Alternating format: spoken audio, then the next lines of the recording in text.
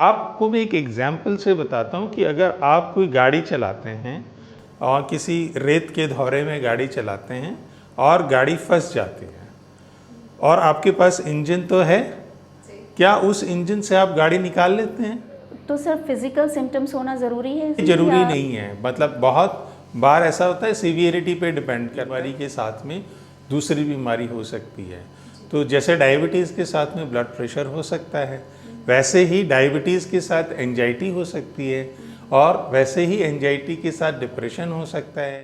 जैसे आपने बताया था कि ट्रीटमेंट लंबा चलता है, तो लंबा चल के क्या एंजाइटी डिसऑर्डर ठीक हो सकता है या जो प्रोन है उसमें ही देखिए, जैसे मैंने किसी को फ़ोन किया और उसने फ़ोन नहीं उठाया, तो मुझे क्या सबसे नेगेटिव विचार क्या आता है?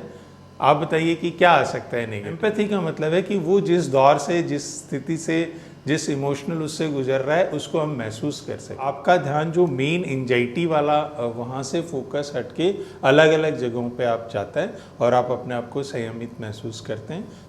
सर एक बार आपका फिर से बहुत बहुत स्वागत। सर जैसे कि आज हम डायग्नोसिस और ट्रीटमेंट के बारे में बात करेंगे, तो सबसे पहले मुझे एक बात ध्यान आ रही है, जो अक्सर सोसाइटी में हम सुनते हैं कि साइकाट्रिस्ट जो होते हैं वो आपको सिर्फ मेडिसिन देते हैं, आप उनके पास जाते हैं, वो आपकी प्रॉब्लम को बहुत ज़्यादा ध्यान से सुनते भी नहीं हैं और सीधे आपको सिडेटिव्स दे देते हैं या फिर कुछ इस तरीके की दवाएं होती हैं जो आपको फील गुड करवाती हैं, फिर अल्टीमेटली आप इन सब पर डिपेंडेंट हो जाते हैं।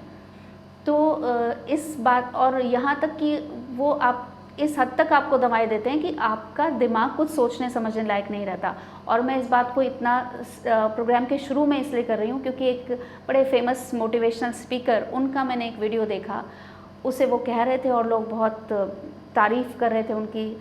तो मुझे लगा कि ये बात को एक बार उठाना ज़रूरी हो जाता है कि इस बात में क्या सच्चाई है। देखिए, क्या होता है कि सबसे पहले तो मैं आपको ये बताना चाहता हूँ कि जो ट्रीटमेंट है वो, आप सोचिए कि ट्रीटमेंट के लिए कोई व्यक्ति कब चाहता है कि मुझे कोई भी ट्रीटमेंट दे, चाहे वो साइकेट्रिस्ट हो, चाहे वो फिजिशियन हो, चाहे वो साइकोलॉजिस्ट हो, या चाहे कोई वो अपना मित्र या फैमिली मेम्बर, उसके पास कब जाता है? जब वो परेशान होता है, यानी अपना उसका पर्सनल जो इंडिविजुअल है वो, दूसरा उसका सोशल या उसका ऑक्यूपेशनल, पर्सनल, सोशल और ऑक्यूपेशनल डोमेन में जब उसको प्रॉब्लम आने लगती है, तब वो ट्रीटमेंट सीख करता है कि अब मुझे ट्रीटमेंट लेना ही पड़ेगा या लेना चाहिए, है ना। तो मैं आपको ये बताना चाहता हूँ कि साइकियाट्री के अंदर या एंजाइटी का ट्रीटमेंट दो तरीके से होता है। एक होता है साइकोथेरेपी और एक होता है फार्मेकोथेरेपी। आप जो बात कर रही हैं वो बहुत अरसे पुरानी बात है कि जब लोगों को लगता था कि साइकेट्रिस्ट केवल जो है वो नींद की दवाइयाँ देते हैं या उन दवाइयों से सिर्फ हमें फील गुड होता है। ऐसा नहीं है। आप ये समझिए बात को कि आज हमारे पास में scientifically developed and research molecules, या जिनको हम दवाइयाँ कहते हैं, वो बहुत सारी हैं। साइकेट्री में आज के 2-3-4 दशक पहले कुछ दवाइयाँ थी, लेकिन आज हमारे पास में नंबर ऑफ मेडिसिन हैं जिनमें साइड इफ़ेक्ट प्रोफाइल बहुत कम हुए हैं और जिनमें ट्रीटमेंट एफिकेसी, जो स्पेसिफिक ट्रीटमेंट्स हैं, उसकी रेंज भी बढ़ी है। तो ये सरासर गलत आरोप है कि साइकेट्रिस्ट जो हैं वो नींद की दवाइयाँ देते हैं या वो उससे कोई नशा होता है या कुछ ऐसा है। मैं इस चीज़ को बिल्कुल आपके चैनल के माध्यम से इसको सरासर नकारता हूँ। जहाँ आवश्यकता है वहाँ पे हमें नींद की दवाई भी यूज़ करनी पड़ती है या एंजाइटी से रिलेटेड कोई दूसरी दवाइयाँ हैं वो भी यूज़ करनी पड़ती हैं। साथ ही साथ जो भी आपने जिनका भी आप जो मोटिवेशनल स्पीकर्स का जिनका भी आपने एग्जाम्पल दिया, देखिए लार्जर एक्सटेंट के अंदर अगर कोई माइल्ड डिसऑर्डर है, माइल्ड एंजाइटी डिसऑर्डर है या माइल्ड डिप्रेसिव डिसऑर्डर है, वहाँ पे काउंसलिंग एंड थेरेपी इफेक्टिव हो सकती है, प्रोवाइडेड कि वो प्रॉपर तरीके से ली जाए और प्रॉपर तरीके से दी जाए। तो एक तो ये इसमें शर्त है। अब आपको मैं एक एग्जाम्पल से बताता हूँ कि अगर आप कोई गाड़ी चलाते हैं और किसी रेत के धौरे में गाड़ी चलाते हैं और गाड़ी फंस जाती है और आपके पास इंजन तो है, क्या उस इंजन से आप गाड़ी निकाल लेते हैं? फंस चुकी है। अब आप क्या करते हैं? धक्का देने के लिए लोगों को बुलाते हैं। धक्का देने के लिए जब लोगों को बुलाते हैं, धक्का देते हैं, वो उस खड्डे से या उस पर्टिकुलर एरिया से बाहर निकल जाती है तो अपनी गाड़ी अपने आप चलने लग जाती है। तो साइकियाट्रिस्ट का रोल भी वहाँ पर सपोर्टिव ट्रीटमेंट में होता है कि जो भी प्रॉब्लम आई है उसको आपका इम्प्रूवमेंट हो, और साथ के साथ में अगर साइकोथेरेपी और काउंसलिंग भी चल रही है तो वो इस चीज़ को लर्न करें कि धीरे धीरे जब हमारी मेडिसिन कम होने लगेगी तब हम क्या इस स्थिति से उबर पाएंगे, उसको सीख पाएंगे, वो कोशिश की जाती है। लेकिन कई बार ऐसा भी होता है कि वो जो धक्का है वो बहुत लंबे टाइम तक चलाना पड़ता है। अगर वो लंबे टाइम तक नहीं चलाते हैं तो दोबारा रुक जाती है गाड़ी और इस बार ज़्यादा धक्के की आवश्यकता पड़ेगी। तो ये एक प्रूवन साइंटिफिकली चीज़ है कि दवाइयाँ लंबी चलती हैं। आज की डेट में हमारे पास में बहुत सारी मेडिसिन हैं जिनके साइड इफ़ेक्ट प्रोफाइल बहुत कम हैं, जिनको रेगुलर मॉनिटर करते रहते हैं। लोग क्या करते हैं, एक बार साइकियाट्रिस्ट के पास आते हैं ये धारणा बनाते हुए कि लंबी चलेंगी, तो वो 6 महीने बाद 1 साल बाद लौट कर आते हैं।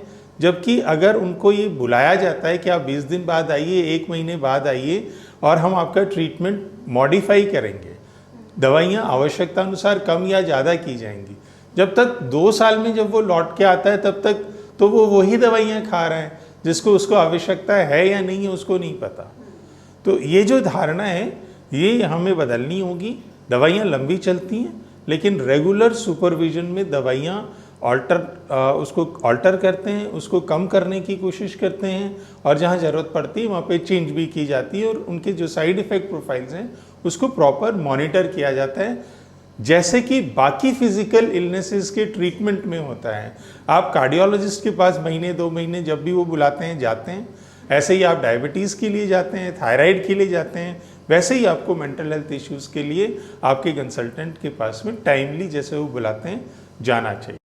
सर, तो यानी बेसिक बात यही है कि जो बहुत पुरानी जो बात थी कि बहुत पहले कुछ दवाइयाँ इस तरीके की आती थी वो चेंज हो गया, लेकिन लोगों का माइंडसेट अभी भी चेंज नहीं हुआ, एक यही बात है।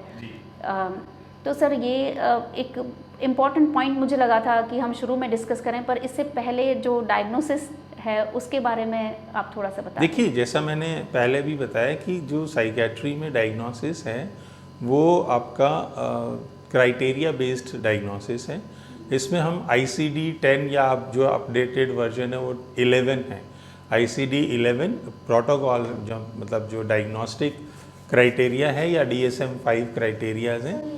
सर ये इंटरनेशनल क्लासिफिकेशन ऑफ डिजीजेज जो WHO कहता है, तो उसके हिसाब से उसमें सिम्टम्स लिखे होते हैं कि भाई ये सिम्टम्स होंगे तो ये डिजीज़ है, ये सिम्टम्स हैं तो ये डिजीज़ है, और उसकी सीवियरिटी नंबर ऑफ सिम्टम्स से डिसाइड होती है।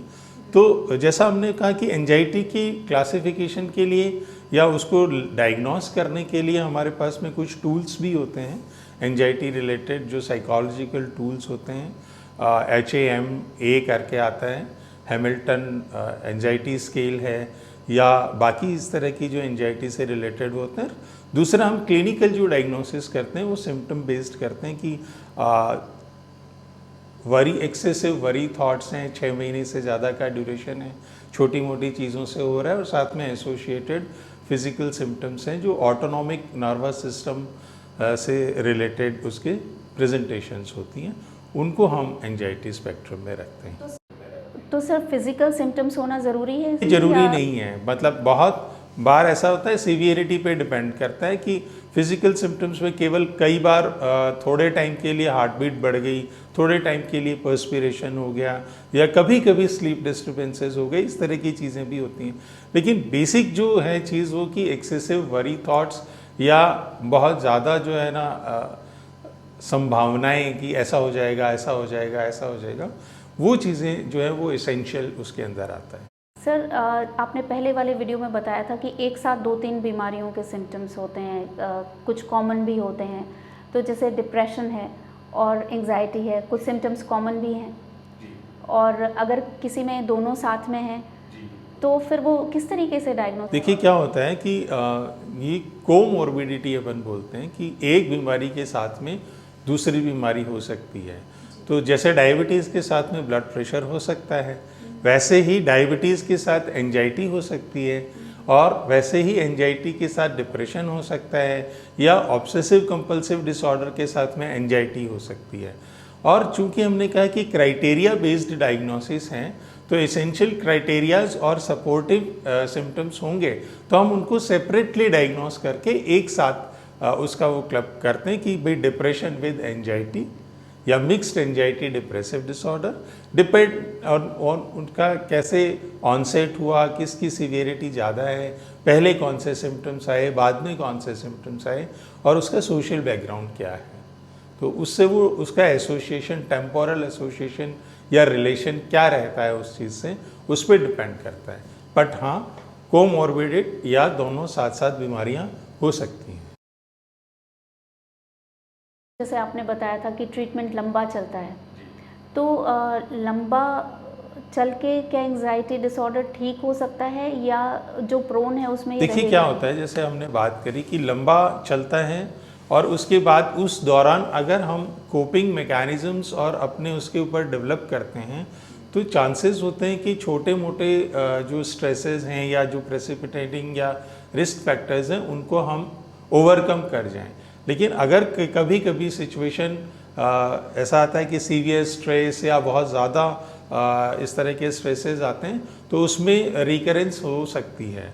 ऐसा नहीं है कि हम एक बार ट्रीटमेंट हो गया, कंप्लीट हो गया तो हम इम्यून हो गए, तो हो सकता है कि वो दोबारा से एक एपिसोड आ जाए या कंटिन्यू रहे। कई बार ऐसा भी होता है कि लंबी चलती हैं दवाइयाँ तो कंट्रोल्ड रहती हैं, तो कई बार हम दवाइयों को बंद नहीं भी कर पाते। जैसे आम फिजिकल इलनेसेस, जैसे हाइपोटेंशन एक बार हो गया तो आप मुझे फिर बोलेंगे कि आप डॉक्टर साहब ले दे के डायबिटीज़ बीपी पे आ जाते हो, लेकिन यही एक मोटे एग्जांपल्स हैं जहाँ पे आम जनता जो है इनसे रूबरू होती रहती है और वो बहुत परिवार में किसी न किसी को ये दवाइयाँ चलती हैं। तो एक बार बीपी की दवाई शुरू हो गई वो चलती रहती है, डायबिटीज़ की भी चलती रहती है।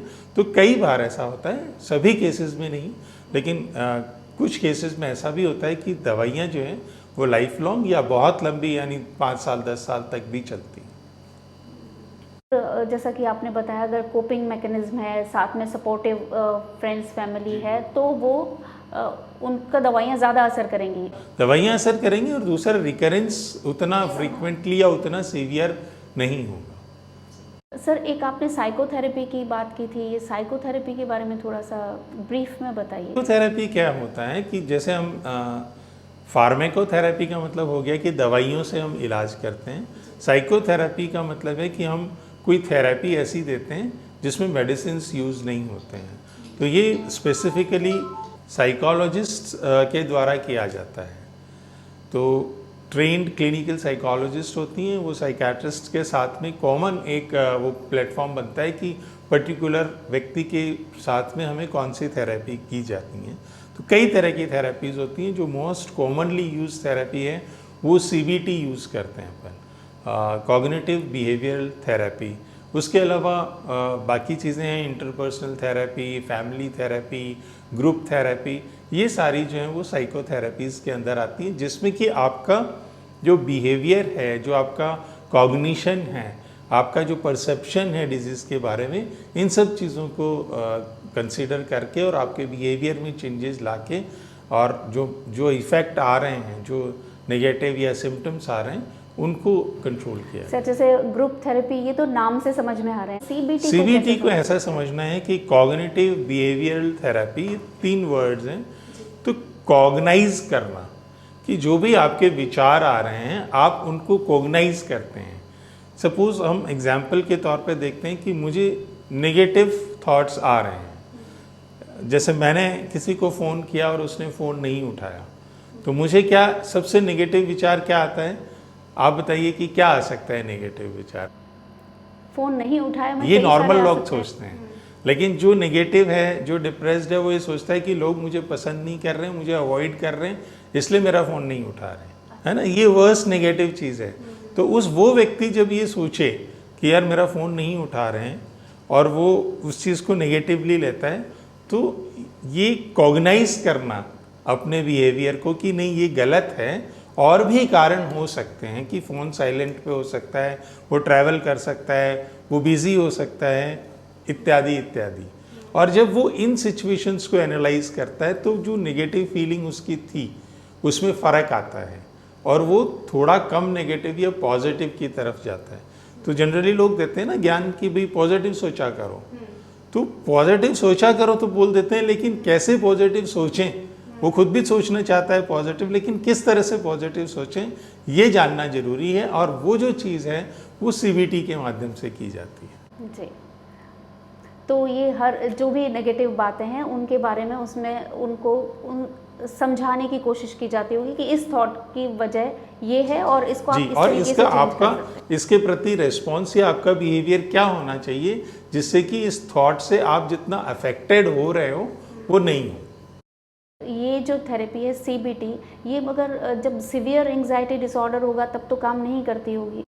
काम करती हैं, लेकिन अकेले काम करना मुश्किल है, क्योंकि आप समझिए कि जो भी साइकेट्रिक इश्यूज आ रहे हैं उनका रीज़न बायोलॉजिकल भी है, वहाँ पे न्यूरोकेमिकल के वो भी प्रॉब्लम्स हुई हैं और अंडरलाइन कुछ और चीज़ भी हो सकती है। तो जब तक उसको आप ठीक नहीं करोगे तब तक केवल साइकोथेरेपी से मॉडरेट या सीवियर केसेस को हैंडल करना बहुत मुश्किल है।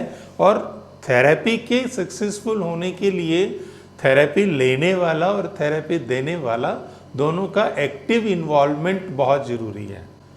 अब अगर मान लो किसी व्यक्ति का मन ही नहीं कर रहा है, उसको बाहर जाने का मन नहीं कर रहा है, उसको नहाने का मन नहीं कर रहा है, तो आप उसको कैसे थेरेपी साइकोथेरेपी देंगे?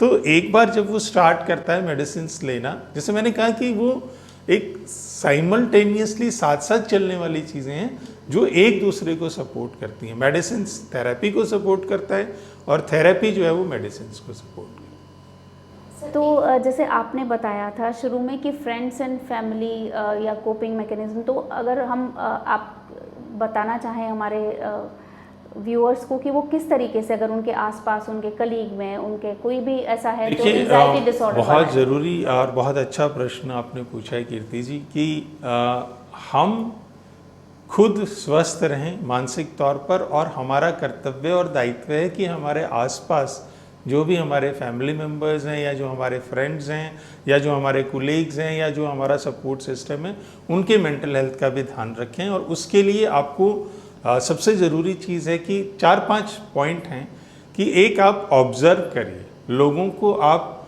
लुक देखने से ही आपको अंदाज़ा लग जाता है जिस व्यक्ति के आसपास आप होते हैं कि उसके व्यवहार में क्या अंतर आने लगा है। पहले वो हंसमुख था, बातचीत करता था, अब वो उदास रहता है, लटका हुआ चेहरा है, स्माइल नहीं है।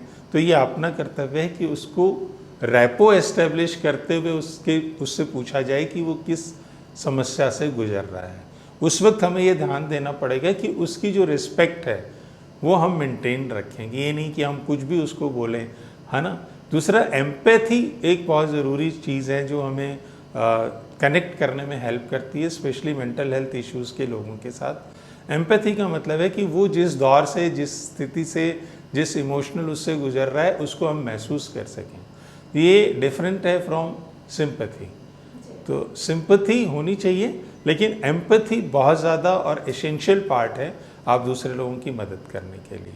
तीसरी चीज़ ये है कि आप उसको समय दीजिए, है ना। वो कहते हैं कि इस मेंटल हेल्थ इश्यूज़ के अंदर सामने वाले को ज्ञान की ज़रूरत नहीं है, उसको ध्यान की ज़रूरत है। आपकी उपस्थिति, आप उसके लिए उपलब्ध हैं, इतना बहुत है। आप बहुत अच्छे से आप उसको सुन सकते हैं और सुनने के बाद नॉन जजमेंटल तरीके से आप अपनी बात रखें और ज़रूरत पड़े तो आप health professional, mental health professional के पास में उनको भेज दीजिए, ले जाइए और उसको हेल्प दीजिए। सर, आपने ये एक बहुत अच्छी बात कही कि एंग्जाइटी वाले या किसी भी मेंटल डिसऑर्डर वाले पेशेंट को ज्ञान की नहीं, ध्यान की ज़रूरत होती है। लोग दरअसल अक्सर ज्ञान देने लगते हैं। तो आखिर में सर एक बात मैं आपसे जानना चाहूँगी कि जो अभी आपने जितने भी ट्रीटमेंट ऑप्शंस बताए, इसके अलावा एंग्जाइटी डिसऑर्डर के ट्रीटमेंट में और क्या ऑप्शंस अवेलेबल हैं? खुद से एंजाइटी डिसऑर्डर के लिए जब भी इस तरह का महसूस करते हैं तो कुछ अपनी तरफ से हम कर सकते हैं। जैसे डीप ब्रीदिंग एक्सरसाइज है कि आप गहरी गहरी सांस लेते हैं और उस वक्त अपना ध्यान जो है वो सांस के ऊपर रख सकते हैं। दूसरा जो है मेडिटेशन और योगा है, जिससे कि आप अपनी एंजाइटी या जो मेंटल हेल्थ इश्यूज़ हैं, स्पेशली डिप्रेशन, एंजाइटी, ओसीडी, इन चीज़ों में काफ़ी इम्प्रूवमेंट देख सकते हैं। कई बार अचानक से एंजाइटी होती है तो हम ग्राउंडिंग टेक्निक्स भी यूज़ करते हैं। ग्राउंडिंग टेक्निक का मतलब है कि आप अपने आप को कैसे संयमित और संयत रखते हैं, वो ग्राउंडिंग टेक्निक है। आपने कभी सुना होगा कि 333 का रूल, जिसमें आप अलग अलग चीज़ें करते हैं, 3 चीज़ें देखते हैं, 3 चीज़ें करते हैं, 3 चीज़ें सुनते हैं, तो आपका ध्यान जो मेन एंजाइटी वाला वहाँ से फोकस हटके अलग अलग जगहों पे आप जाता है और आप अपने आप को संयमित महसूस करते हैं, तो वो ग्राउंडिंग टेक्निक है। और इसके अलावा एक अप्रोप्रिएट प्रॉपर नींद लें, एडिक्वेट, और खान पान में विशेष ध्यान रखें कि आप है ना पौष्टिक आहार लें, तली हुई चीज़ें नहीं लें, और एक हल्की एक्सरसाइज, मॉर्निंग वॉक ये रखें। और आपका रूटीन जो है वो रेगुलर रूटीन होना चाहिए कि उसके अंदर बहुत सारे वेरिएशंस नहीं है कि कभी आप कब सो रहे हैं, कब उठ रहे हैं, कब जाग रहे हैं, कब खा रहे हैं, वो नहीं होना चाहिए। आपका कहने से ये समझ में आ रहा है कि अगर हमारा रूटीन जो है वो डिस्टर्ब्ड है तो वो इसको एग्रेवेट कर सकता है। देखिए क्या है कि बॉडी का एक रिदम है, एक साइकिल है, सर्काडियन रिदम हम बोलते हैं। तो डिफरेंट हार्मोन्स जो है कुछ रिलीज होते हैं, उनके टाइमिंग्स हैं, तो वो डे और नाइट के हिसाब से सेट हैं। और स्पेशली कॉर्टिसोल लेवल्स जो हैं उनका भी नाइट और डे के साथ में बढ़ा हुआ है। तो अगर हमारा रूटीन अगर डिस्टर्ब्ड है और रेगुलर नहीं है तो डेफिनेटली जैसे मेंटल हेल्थ के साथ साथ वो फिज़िकल हेल्थ को भी इम्पैक्ट करते हैं और दोनों साथ साथ चलते हैं। तो आपका जो लाइफस्टाइल है वो प्रॉपर लाइफस्टाइल होना चाहिए। मैं आपका तहे दिल से शुक्रिया अदा करना चाहूँगी, क्योंकि जब मैं आपसे रिकॉर्डिंग के लिए मिली थी, मैं आपको जानती नहीं थी और हमारा चैनल बिल्कुल नया था, अभी भी बहुत नया है, ज़्यादा पुराना नहीं है। आपने इतना आसानी से हमें वक्त दिया और इतनी व्यस्तता के बीच आपने हमारे लिए समय निकाला, इसके लिए आपका बहुत बहुत शुक्रिया। थैंक यू कीर्ति जी। वैसे आप बहुत अच्छा काम कर रहे हैं कि एक साइंटिफिक और ऑथेंटिक इन्फॉर्मेशन आप दर्शकों तक पहुंचा रहे हैं। ये एक बहुत बड़ा काम है और स्पेशली आपने मेंटल हेल्थ के बारे में भी सोचा और उसके लिए मुझे आपने मौका दिया, इसके लिए मैं आपका शुक्रगुजार हूँ।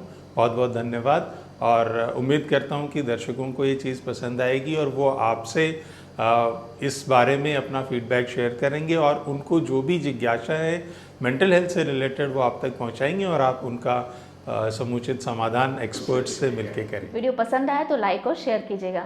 अगर आप अपनी और अपनों की हेल्थ का ख्याल रखना चाहते हैं तो आप यूडेमोनी क्वेस्ट को सब्सक्राइब भी कर सकते हैं, क्योंकि यहाँ आपको मिलेंगे हेल्थ से जुड़े आपके सारे डाउट्स के क्लैरिफिकेशन, और वो भी फेमस एक्सपर्ट्स से। और अगर आप हमारे परिवार का हिस्सा बनना चाहते हैं तो आप हमें इंस्टाग्राम और फेसबुक पर भी फॉलो कर सकते हैं। जल्दी ही हेल्थ से जुड़े किसी और विषय को लेकर आपसे मुलाकात होगी। तब तक हंसते रहिए, मुस्कुराते रहिए और सेहत से जुड़ी बातें करते रहिए। नमस्कार।